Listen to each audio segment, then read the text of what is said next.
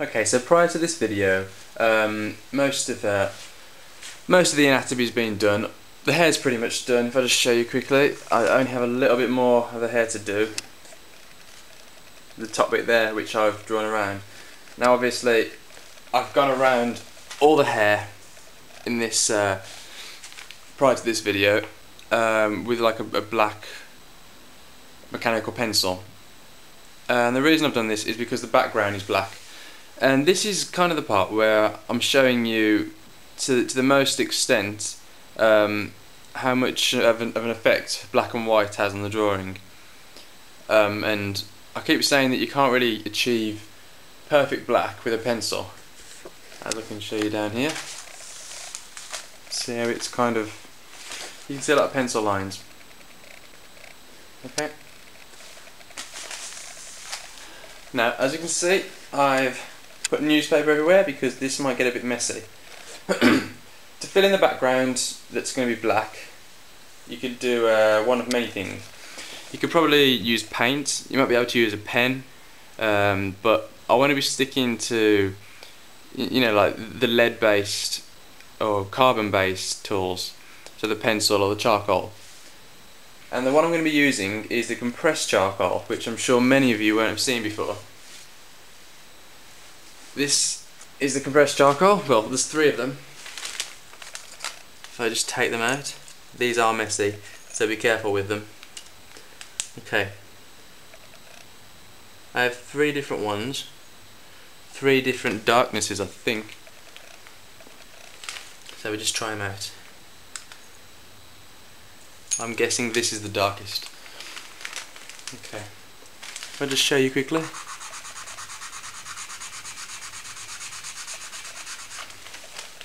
Now, how black is that?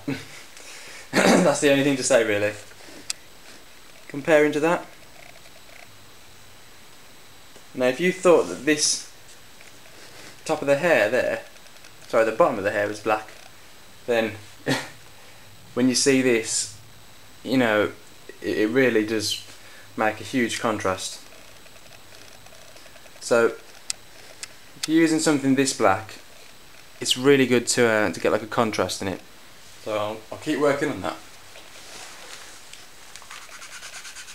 Problem is, it does get very messy, and if you do blow the remains,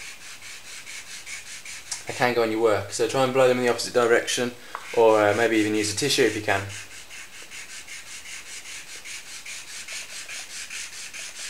Now I'm a bit wary of this. So I've never covered such a space with these before. Right, I'm going to use a tissue, I think. Maybe some kitchen roll. Might be better.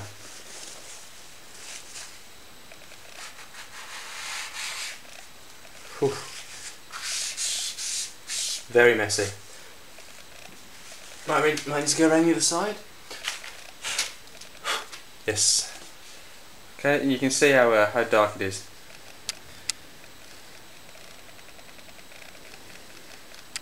Okay. Something else that I'm going to show you.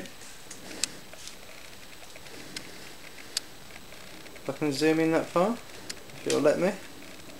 Well, you can see how perfect the black is. There is literally no white spots in it. And that's the great thing about compressed charcoal. It covers the area perfectly. Now, you can also do the same thing to the hair. If I just start over here.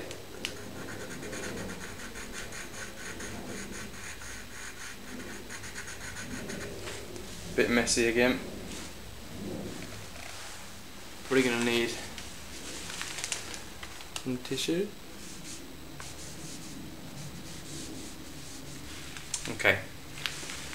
And you can start filling in the areas like that again. Now then, negatives of compressed charcoal, you can't rub it out with your finger. With most charcoals, you can just smudge it and it'll just disappear really. That's why you need to put a lot of layers of charcoal down to create a dark tone. But with this charcoal, nothing happens at all. You're just smudging. Okay? You need a rubber.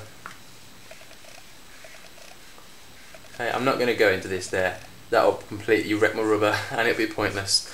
But you can see what I'm talking about.